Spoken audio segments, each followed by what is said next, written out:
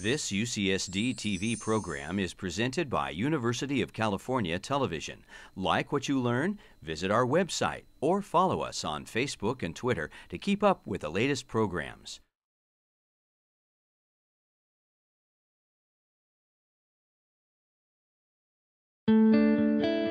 What is freedom?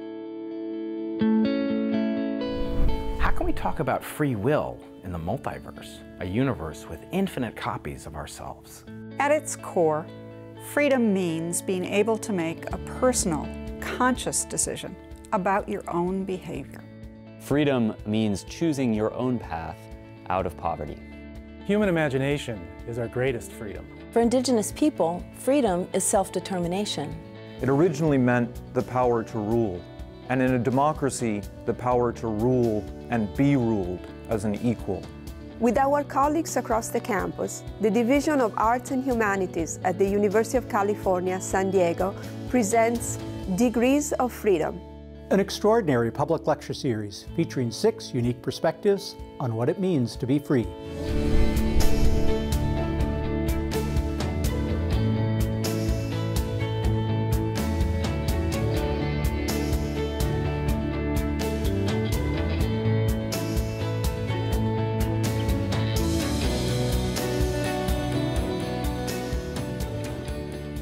It's a great pleasure to introduce to you Monty Johnson. He's associate professor in the philosophy department here, specializes in Greek philosophy, and he received his degree. There actually, God bless them, is a program called the Collaborative Program in Ancient and Medieval Philosophy at the University of Toronto, and Professor Johnson is a product of that program. He joined us here at UCSD in 2006. He's the recipient of an NEH fellowship. He has written a book on Aristotle on teleology, published by Oxford University Press. Tonight, the topic is, it's complicated, the relation between freedom and democracy, according to the Greeks. So please welcome to the podium, Professor Monty Johnson.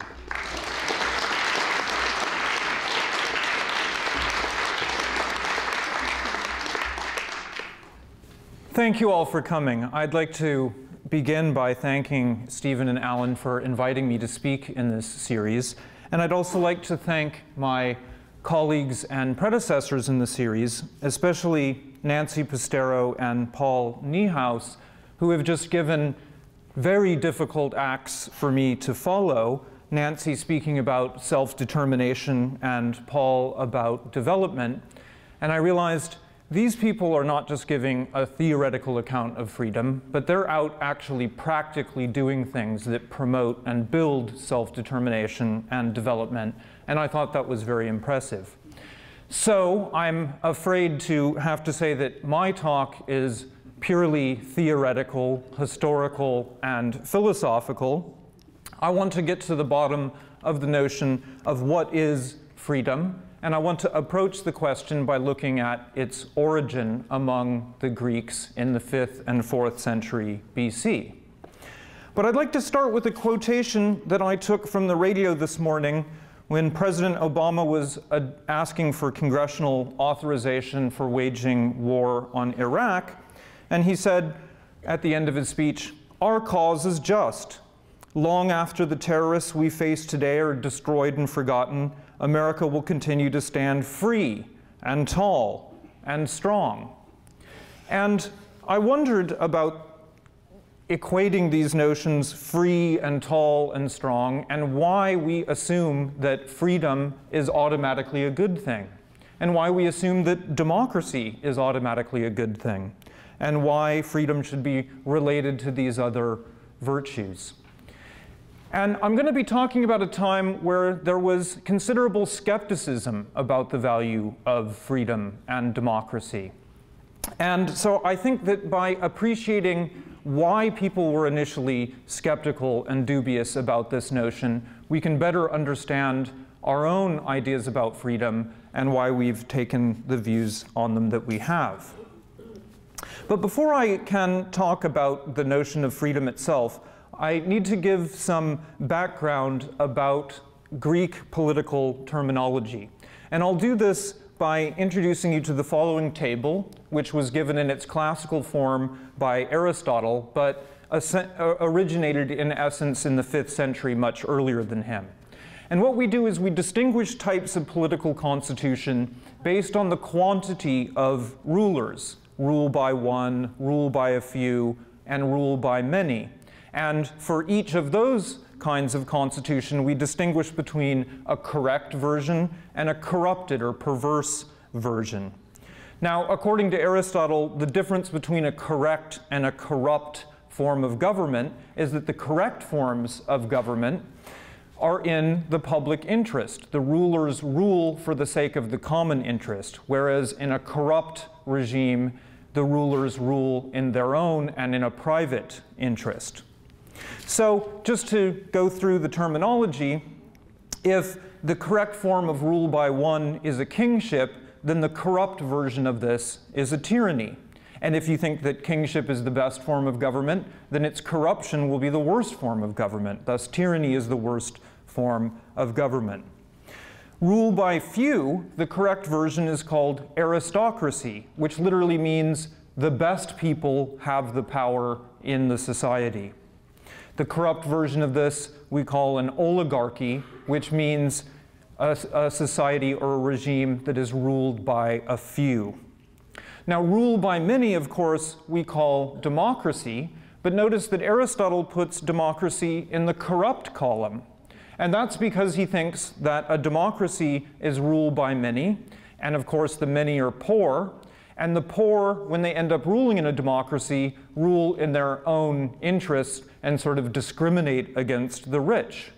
So Aristotle has an idea about a correct form of rule by many, and he calls this species of government by the name of the overall genus. So he just calls it the constitutional government. So with that in hand, I'd now like to talk about the discovery or invention of the concept of freedom. As Kurt Raufleb, who has done the definitive and a magisterial study on the discovery of freedom in ancient Greece, has said, a political concept of freedom emerged in Greece for the first time in world history. Neither Egypt and the Near Eastern civilizations that preceded the Greek or were contemporary with it, nor China seem to have needed and created such a political concept. Now, I agree with almost everything that Raufleb says in this study, and mostly I will build on his argument for the 5th century and add some text to support his argument and then extend it into the 4th century. But I do take issue with a few things he says, and this can be most clearly seen with some disagreements I have about some terms in the title. So I do not think that the Greeks discovered the freedom, because I don't think freedom is like a new island or a new chemical element that's out there waiting to be discovered. Rather, I think the idea was invented, and invented by specific people at a specific point in time who had a specific purpose.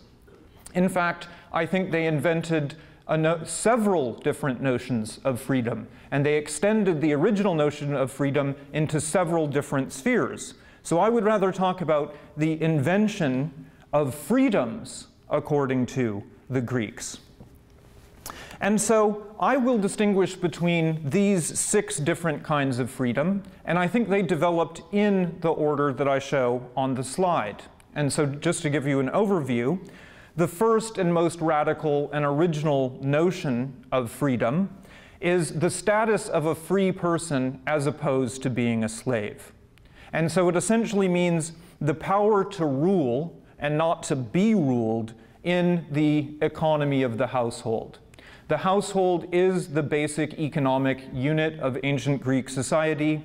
It consists of a series of relationships, a relationship between a husband and his wife, between a father or the parents and the children, and between the master and the slave or slaves in the household.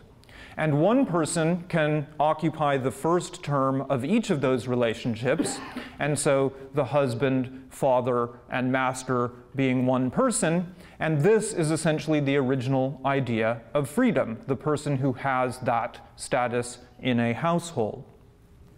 Now, the way that the concept of freedom developed after this archaic concept was not into the political concept with which we're most familiar, but it was immediately applied in the geopolitical context of the Persian Wars, their aftermath with the development of the Athenian Empire, and into the Peloponnesian Wars. And here it means something like sovereignty or self-determination.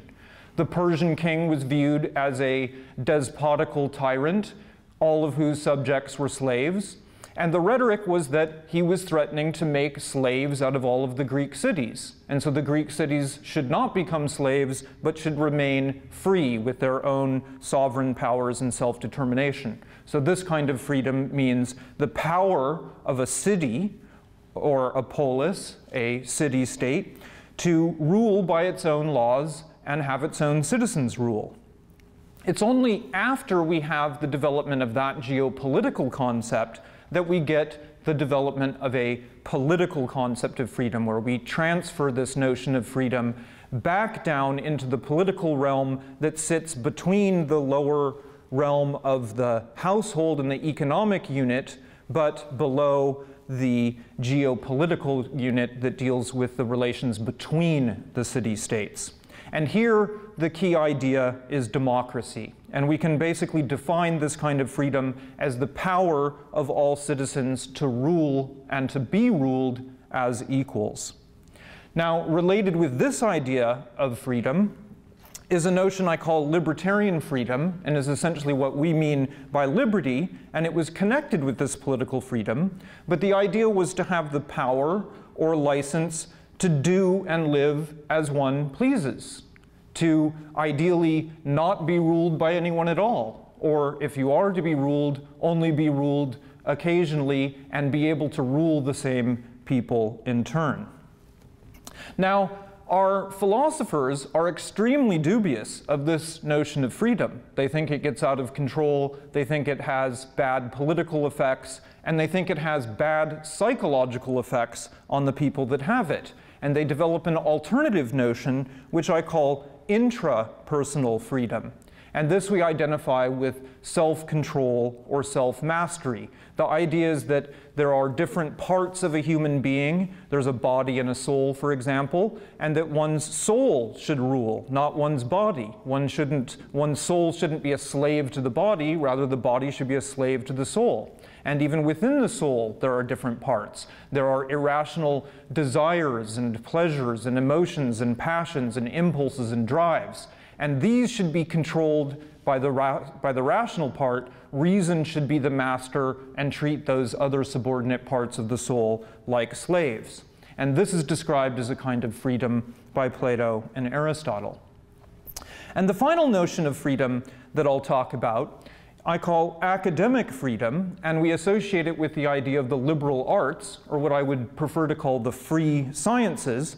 And this amounts to the power to pursue knowledge for its own sake and not have to make everything be in the service of some other economic or political end. And I call this academic freedom, though that might seem anachronistic, since it's only very recently that robust ideas of academic freedom seem to have been developed. But this is a notion of freedom that developed within Plato's academy, specifically by his student Aristotle, who gave a brilliant expression of it in a lost dialogue called the Protrepticus that I'm attempting to reconstruct, and I'll show you some parts of that later in the talk. Now, the rest of the talk, I'm just going to expand on each of these kinds of freedom and give you a textual basis for them and make a couple of comments about them. And some I'll have much more to say about than others, and most of my talk will be focused on the crucial idea of political freedom. Mostly, I'll try to let the texts speak for themselves, because of course these great orators and philosophers are much more eloquent than I am, but also because I don't necessarily agree with the ideas that I'm presenting to you. My object is to give you a framework for thinking about the development of freedom, and so that you can decide what you make of the criticisms of freedom, and also whether you think that there are other criticisms to be made of the defenses that are given of freedom. So let me begin by talking about personal freedom. And this is our earliest, our core notion. It developed in the Archaic age. Actually, the abstract noun eleutheria, meaning freedom, didn't develop in this age. In this age, we did only have the adjectival notion of being free. So Homer in late 8th to early 7th century, and only in the Iliad, by the way, uses this term eleutheros when he's referring to a day of freedom or a free day as opposed to the day of enslavement. And what he means by that is the exact day, the moment at which a city is either defeated or victorious in war. If they're defeated, then their military is slaughtered and the women and children of their city are put into slavery. Thus the day of enslavement. If you're victorious, it's the day of freedom or the free day. The first case where we actually have the notion of free contrasted with slave in a theoretical context is in the philosopher Archytas of Ephesus, who has the nickname the obscure philosopher, although I think this is one of his clearer expressions. He said, "War is the father of all and the king of all. Some he makes slaves, others free." And I think he's referring to exactly these set of facts that I've just mentioned, that war determines who ends up with the status of being free or slave in the context of personal freedom and the household. Other uses of the adjective free in this time that are important are at the very beginnings of the development of Greek democracy and Solon's laws, where he liberates Greek citizens from debt bondage, and also, in the cases of several of his laws, differentiates between those who have a free or slave status, and in some other cases says that this status is irrelevant to what kind of punishment should be imposed for breaking the law. Now, as I said, the next way that the concept of freedom develops is not, as you might expect, to expand it from the household into the city or the state itself, but goes on to the geopolitical realm and goes into the idea of an entire state or a polis being free by not being subjugated to others. And here's an expression of that coming from Pericles' funeral oration. He said, "Our ancestors dwelt in the country," meaning Athens, "without break in the succession from generation to generation, and handed it down free to the present time by their valor. And if our more remote ancestors deserve praise, much more do our own fathers, who added to their inheritance the empire which we now possess, and spared no pains to be able to leave their acquisitions to us of the present generation. Lastly, there are few parts of our dominion that have not been augmented by those of us here, who are still more or less in the vigor of life, while the mother country has been furnished by us with everything that can enable her to depend on her own resources, whether for war or for peace." And this idea of that Pericles' immediate ancestors and his own generation have created a status of self-sufficiency for the city is crucial to an idea of freedom. In fact, in another much more obscure author named Archytas of Tarentum, who was a king and a Pythagorean mathematical philosopher to whom mathematical accomplishments are attributed, basically said, if you want to keep your city free, you need to have self-sufficiency, autarky, with respect to the resources for war and your own economy. So this is certainly a crucial notion.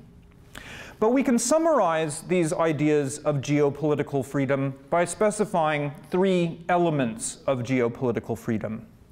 One is sovereignty or self-determination. Autonomia is the relevant Greek term, from which we get the English word autonomy. And this means being able to rule by your own laws.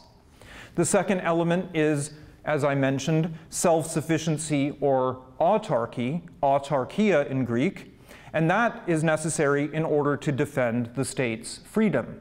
In response to the Persian War and in the development of its empire, Athens insisted on a kind of absolute sovereignty in all of its territorial and ethical, moral aspects. And in order to do that and defend that territorial integrity and sovereignty, it was realized they needed to be self-sufficient because they needed to be on a constant state of military preparedness. And so there was an effort to create a self-sufficient condition for that purpose. Necessary for creating that self-sufficiency was a notion of absolute liberty on the part of Athens to expand its dominion and to rule other states so as to extract resources from them and to build up their own self-sufficiency and their military power. And the condition of the states that were subjugated to them was explicitly described as one of servitude. Now consider this quote from Aeschylus's play Prometheus Bound. "All tasks are burdensome, except to rule the gods. No one is free but Zeus." The idea there is that in order to be free, in the strict sense, you have to rule everyone else. And this idea was taken seriously by these Athenians. Democrats though they were, they thought, if we're going to ensure our own freedom, we need to rule other people. We need to impose our freedom on others who will then be subjects or slaves in accordance with the original and radical notion of freedom. Now, as of yet, I've said nothing about the development of political freedom, so now I will, but first I have to comment on a very awkward situation, and that's put well by Josiah Ober. In his work, Political Dissent in Democratic Athens, he points out that although we have a good many classical texts in various genres that are highly critical of democracy, we have no surviving texts written with the explicit intention of explaining to the reader the principles on which Athenian democracy was predicated. Let me emphasize that. We don't have any texts that explain and defend why democracy was originally set up as it was.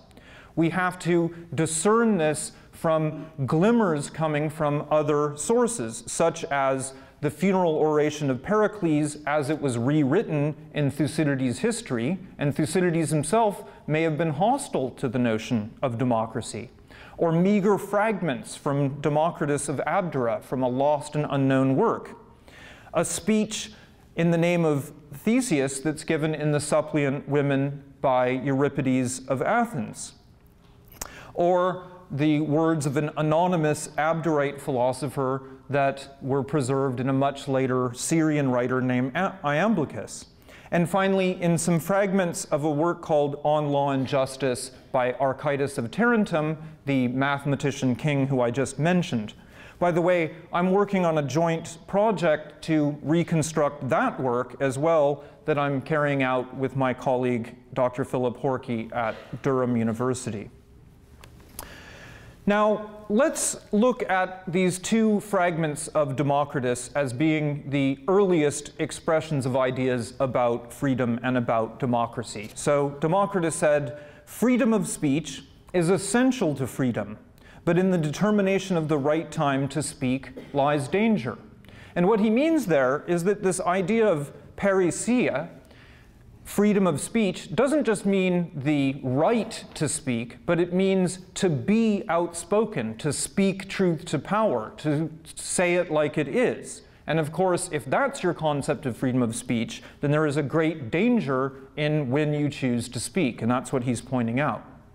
He also said that poverty in a state where people possess the power, which is a way of translating the word democracy, is as much to be preferred to so-called prosperity under elites as freedom is to slavery. Now that is the earliest occurrence of the term democracy in our evidence base, and the reference to prosperity under elites makes it clear that he's contrasting, as he does freedom to slavery, democracy with oligarchy, with rule by a few rich people. Now, we can get more details about this idea of political freedom by reading a little bit more of Pericles' funeral oration, where he shifts from talking about the geopolitical notion of freedom we discussed earlier to describing the political situation within Athens, the righteousness of which he thinks justifies their empire and dominion over others. He says, "Our constitution does not copy the laws of neighboring states. We are rather a pattern for others than imitators ourselves. Its administration favors the many instead of the few. This is why it is called a democracy. If we look to the laws, they afford equal justice to all in their private differences. If to social standing, advancement in public life falls to reputation for capacity, class considerations not being allowed to interfere with merit. Nor again does poverty bear the way. If a man is able to serve the state, he is not hindered by the obscurity of his condition. The freedom which we enjoy in our government extends also to our ordinary life. There, far from exercising a jealous surveillance over each other, we do not feel called upon to be angry with our neighbor for doing what he likes, or even to indulge in those injurious looks which cannot fail to be offensive, although they inflict no real harm. Now, there are several elements of democratic freedom that I'm going to unpack there, but first I want to show you some of the evidence from Euripides' Suppliant Women. And here, I'll give you a short synopsis of the plot. What's happened is that Thebes has recently repelled an aggressive invasion, and they've defeated and killed off the invading force. And the women of the invading force, the wives of the invading force, haven't been able to collect the bodies to give them the proper burial that they need in accordance with Greek religious customs. And so they implore Theseus through his mother that, will you take care of the situation and force and compel Thebes to hand these bodies over? And Theseus says, yes, I'm very inclined to do this, but, quote, I require the whole city's sanction also, which my wish will ensure. Still, by communicating the proposal to them, I would find the people better disposed. For I made them supreme when I set the city free by giving all an equal vote.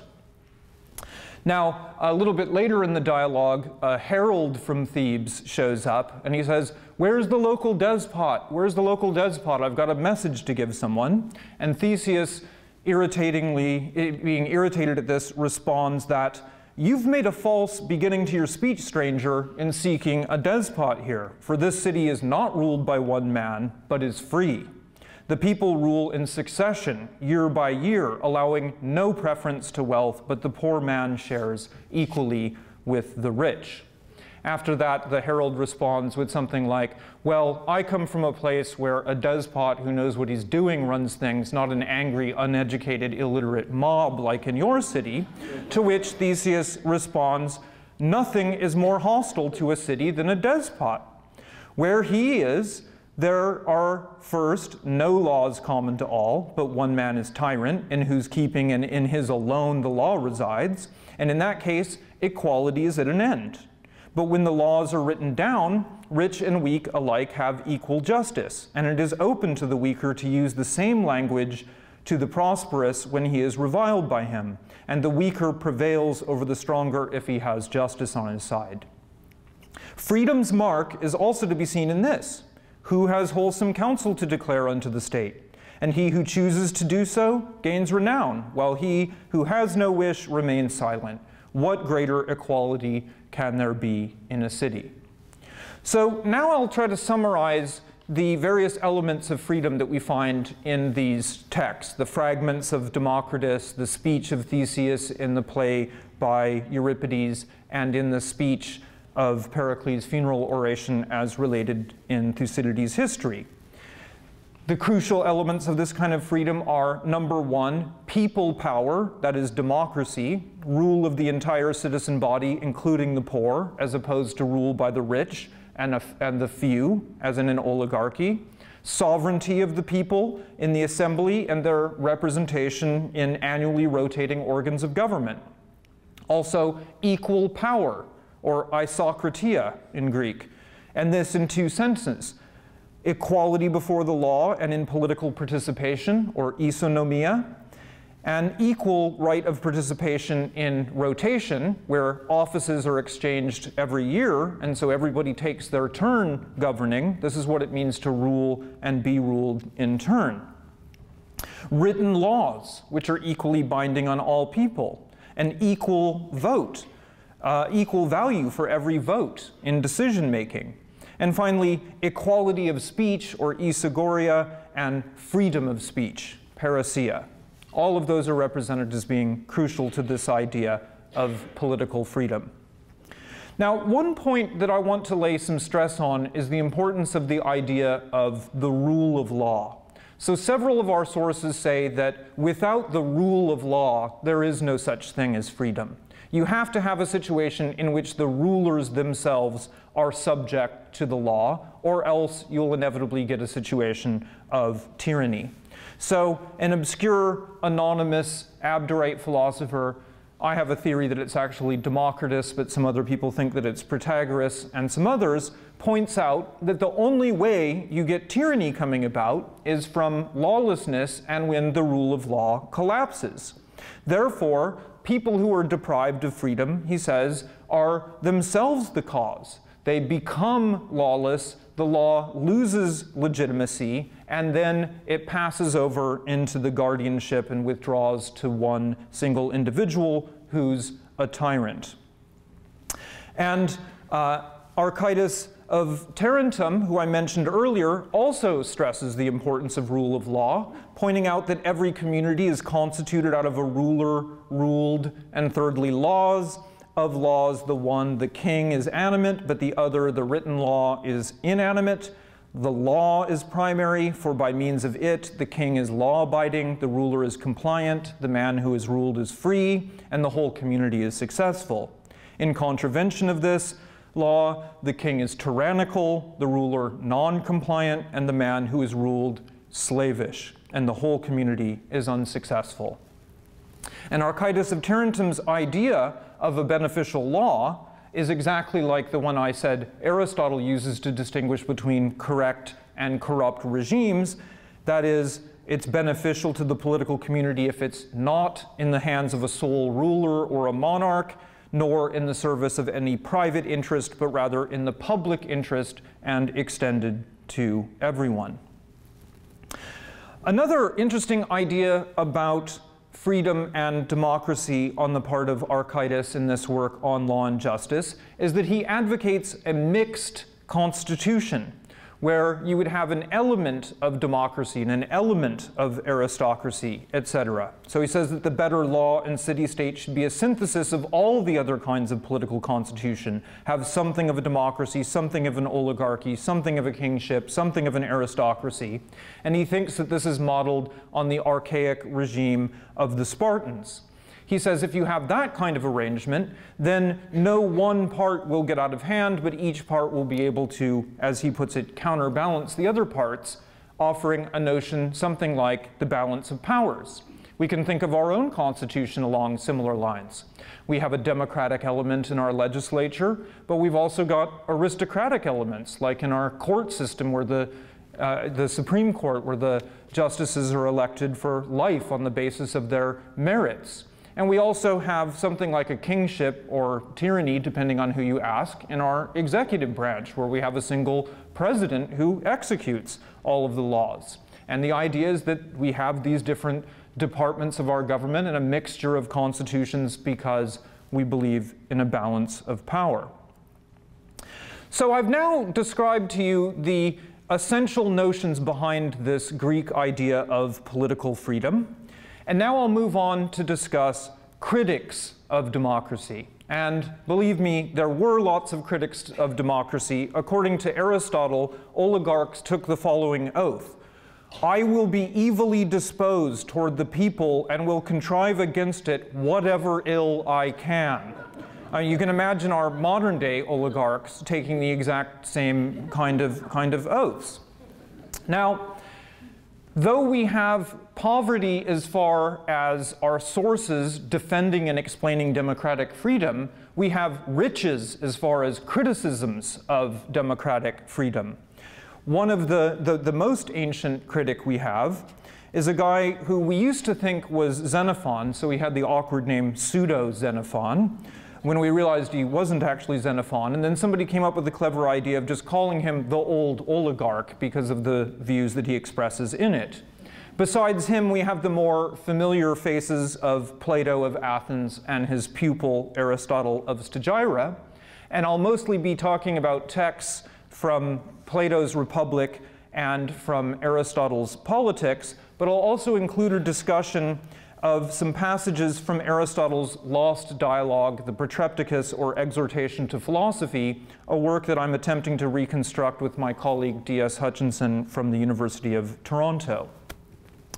Now, I want to point out and stress this somewhat surprising idea that Plato and Aristotle do not give us a defense of political freedom. I completely agree with the remark of Morgans Hansen that as a political value, eleutheria, or freedom, seems to have been inseparably bound up with democracy. Plato and Aristotle seem to have no problem rejecting democratic freedom as a mistaken ideal without developing an understanding of political freedom. This is despite the attempt of my students and people, scholars that I admire and so forth, to constantly attempt to discover a vital notion of freedom in Plato and Aristotle, but I think this is misguided. I think we learn more about freedom by taking their criticisms of it at face value and trying to understand what their concerns were and how they can be addressed. So I turn to the criticisms of the old oligarch. And I do this because I think that they are the most harsh and straightforward criticisms, and that we, in Plato and Aristotle, have better rhetoric defending essentially these ideas and expanding on these ideas. Now, the problem that the old oligarch has with the democratic regime that he's living under in Athens is that he thinks that everywhere on earth the better class of people is opposed to democracy.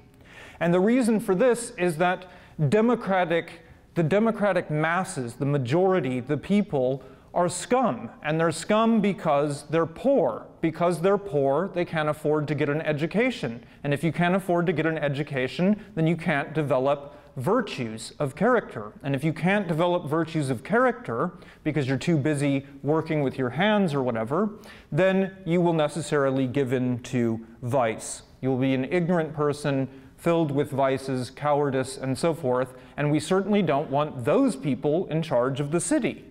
So the old oligarch dreams of having an oligarchic revolution. He admits that it's impossible and doesn't think it can actually happen, but what he'd like to happen is have the good people, the rich, educated, virtuous people, to take over, impose power in Athens, and turn the rest of the people into what he does not hesitate to call a condition of slavery, and then govern by the few, and then we would have good government. Good government on the basis of educated people who know what we're doing, not an angry, uneducated mob.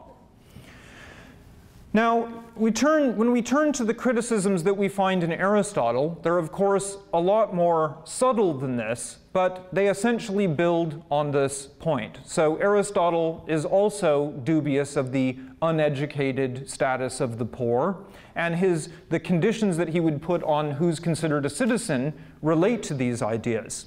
Now here's the most neutral description he gives of the idea of democratic freedom. And even in these lines, you can detect the basis of his criticism, which I'll explain in due course. So he points out that the basis of a democratic constitution is freedom, which, according to the common opinion of men, can only be enjoyed in such a constitution. This they affirm to be the greatest end of every democracy. One principle of freedom is for all to rule and be ruled in turn. And indeed, democratic justice is the application of numerical, not proportionate equality, whence it follows that the majority must be supreme, and that whatever the majority approve must be the end and be just. Every citizen, it is said, must have equality, and therefore in a democracy the poor have more power than the rich, because there are more of them, and the will of the majority is supreme. This then is one note of freedom on which all Democrats affirm to be the principle of their state. The other note of freedom, the second one that he discusses, expands this notion of political freedom into what I've called libertarian freedom, the power to do as you please, to do what you like. That a man should live as he likes is, they, the Democrats, say, the result of being free. Since on the one hand, not to live as a man likes is the mark of a slave. This is the second characteristic of democracy, whence has arisen the claim of men to be ruled by none, if possible, or, if this is impossible, to rule and be ruled in turn, so it contributes to the freedom based on equality. Now, Aristotle's criticism of this notion of democratic freedom comes down to a distinction he makes between different kinds of equality. He's critical of what he calls mere numeric or arithmetic equality. This is where one gives an equal amount to all, including those who are unequal. He says, of course, this kind of equality is favored by Democrats. We give one more unit than you have to somebody who has an equal value of 2, and we give one more unit than they already have to somebody who has a value of 1.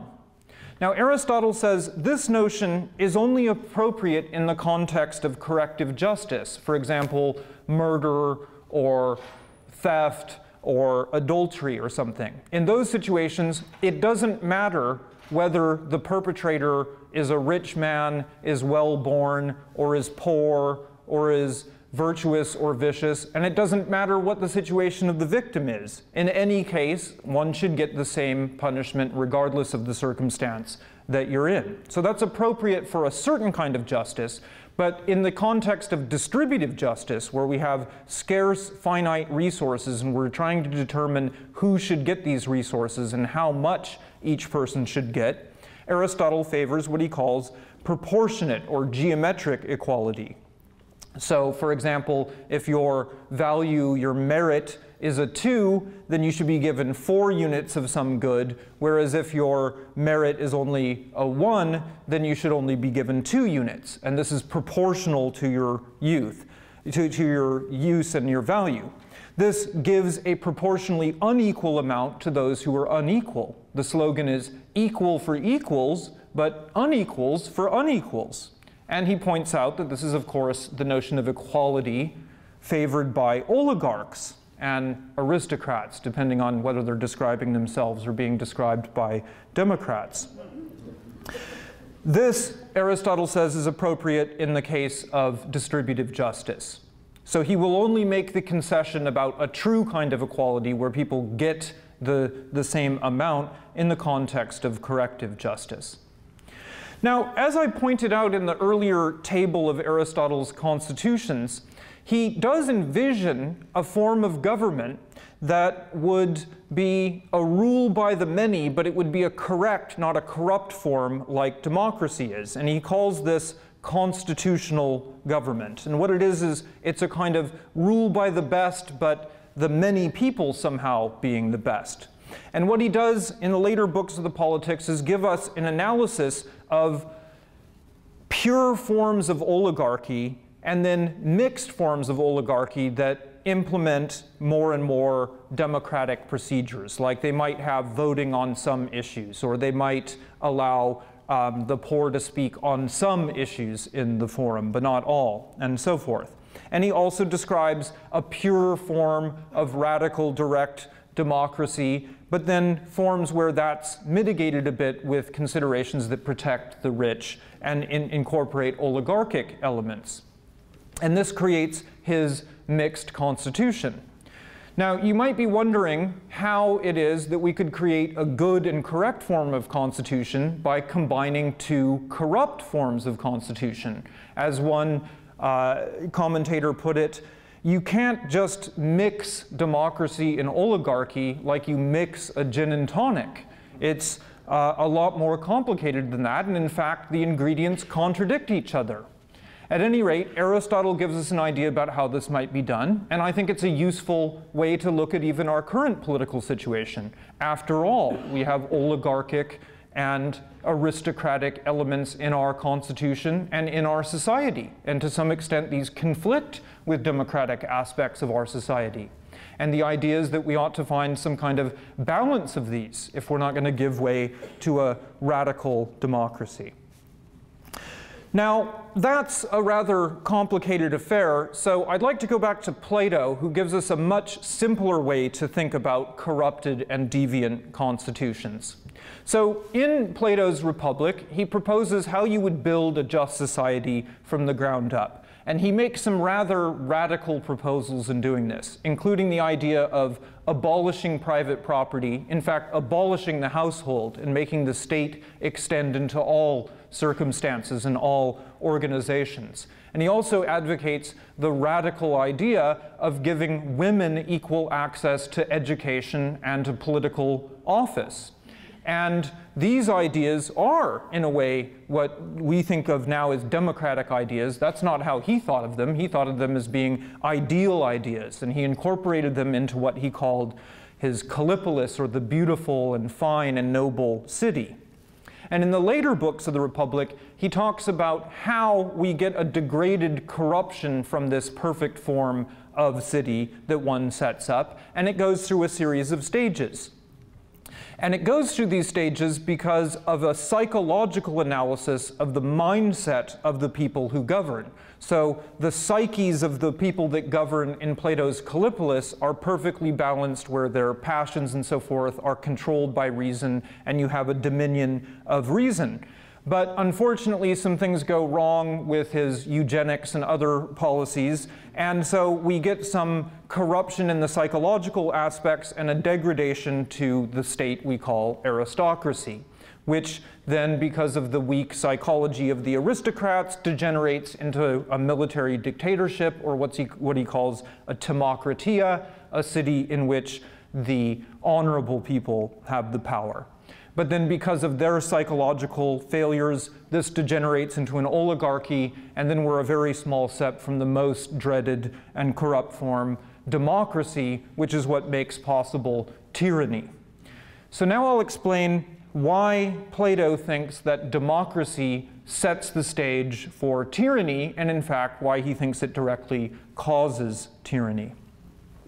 So, first of all, his notion of how democrats come into power. Well, they come to be from slaughtering and banishing their opponents, and violent revolution, basically, and by making freedom the most important notion.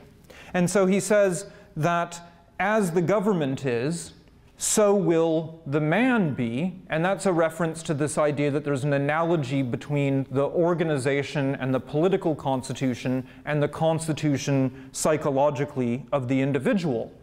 In the democratic constitution and in the democratic mind or psyche, people are free, and the city is full of freedom and free speech. A man may say and do whatever he likes. And where freedom is, the individual is clearly able to order for himself his own life as he pleases.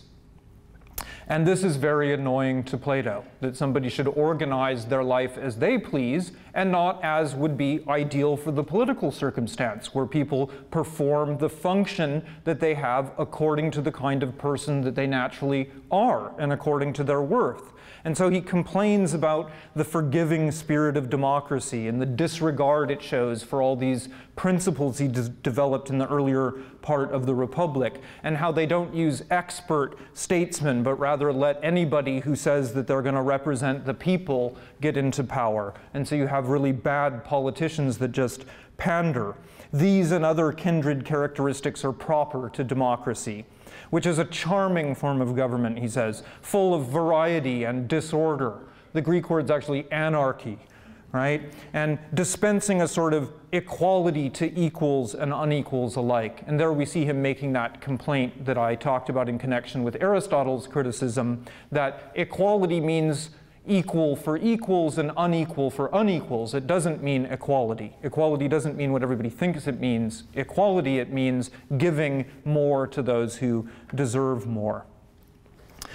Now, Plato stresses that the good of democracy is freedom, but this is what he thinks is exactly the problem with it. This freedom gets out of hand, both in the political situation and in the minds of the people that have it. He says that they consider this the glory of the state, and they have an insatiable desire for freedom, and they neglect everything else but this kind of freedom. And that's what occasions the demand for tyranny.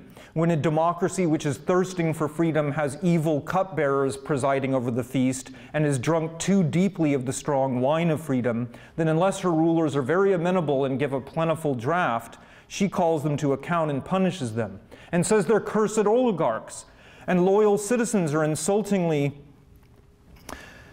termed by her as slaves who hug their chains and men of naught. She would have subjects who are like rulers and rulers who are like subjects. These are men after her own heart, whom she praises and honors both in public and private. Now, in such a state, can freedom have any limit? And so he says that you get an excessive amount of freedom, a sort of obsession with freedom. And this excess of freedom, whether it's in a state or whether it's in a mind of an individual, passes over into a condition of slavery. And so tyranny naturally rises out of democracy, and the most aggravated form of tyranny and slavery out of the most extreme form of freedom. Now, the other complaint that Plato has about this notion of freedom is the idea of libertarian freedom that I introduced in the beginning. And here his complaint is that what happens in the psychology of the individual who believes they have libertarian freedom, who believes they should live as they please and do what they want, and there should be a minimum amount of government governing what they do, is that this makes everyone equal to everyone. That slaves start to think that they're equal to their masters, and wives start thinking they're equal to the husbands, and children think they're equal to their parents. And he says even the animals start thinking they're equal to the humans. And actually the most dreaded part is that students start thinking they're equal to their professors and so forth. And at this point we just have complete chaos and anarchy, and from that anarchical situation springs a deep form of tyranny. So Plato's solution to this is to clean the psychological situation up so that we make sure that those bad desires that we have, those emotions, those drives and impulses get regulated by reason. And the problem is that that can't happen in a democracy when you have poor people who have to work with their hands, and so they don't have time to get educated and develop the virtues and this kind of self-control.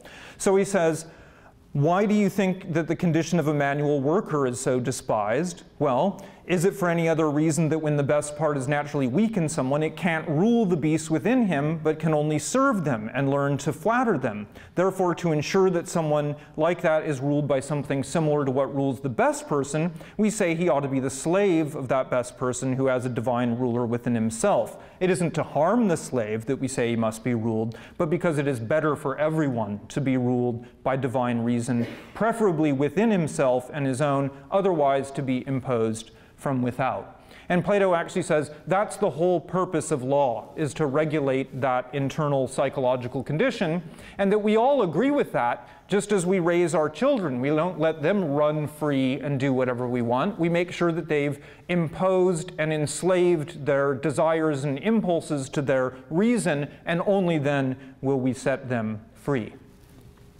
Now, Aristotle accepts and develops this idea of intrapersonal freedom that I've been talking about, and he argues that just as a person is divided into body and soul, and that our souls should govern our body, we shouldn't let our bodies govern our souls, so within the soul there's a rational and an irrational part, and we shouldn't let the irrational part govern, but we should make the irrational part a slave to the reasonable part.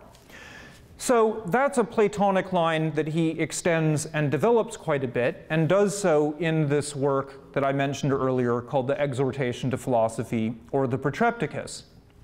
Now, whatever you make of that notion, he also develops a new, I think, idea of freedom that I've called academic freedom. So this dialogue was written when Aristotle was a pupil of Plato in the Academy. And the Academy, Plato's Academy, the first institution of higher education in the Western world, pursued not just practical arts like rhetoric, giving law speeches, military, business, that kind of thing, but also theoretical and unapplied disciplines like astronomy, geometry, mechanics, mathematics, and that sort of thing. And it came under attack for this by other competing educators who said, you're not teaching these people to do stuff that's useful. You're teaching them worthless speculation into abstract ideas. And the point isn't to teach people what wealth is, it's to make them wealthy. And not to teach them what health is, but to make them healthy. And not teach them what happiness or what the good life is, but to make them live well and give them happiness. And so Aristotle responded to this by distinguishing between two kinds of knowledge, a kind that he compared to kinds of knowledge that serve other interests that we have, interests and needs of our body or of the irrational drives and desires we have, versus sciences that apply to the higher rational part of us that include speculation, pure speculation, and theory for its own sake. And the highest kind of science along those lines, he gives the honorific philosophy, and says that one ought not to flee from philosophy, since philosophy is, as we think, both a possession and a use of wisdom, and wisdom is among the greatest goods. No one should sail to the pillars of Pericles and run many risks for the sake of possessions, while for the sake of intelligence, devoting neither effort nor expense. It would be slave-like to strive to live rather than to live well, and to follow the opinions of the majority rather than evaluating the majority by one's own opinions, and to seek out possessions, but for the sake of what is beautiful, not to labor at all. And there was actually in the dialogue an attack on this theoretical philosophy and a defense of a purely practical form of philosophy by a character who argued that if your teaching doesn't lead to some practical benefits, if it doesn't create technology, if it doesn't create jobs, if it doesn't improve the economy or the political situation, if it doesn't do something outside of the concept of knowledge itself, then it's not worthwhile.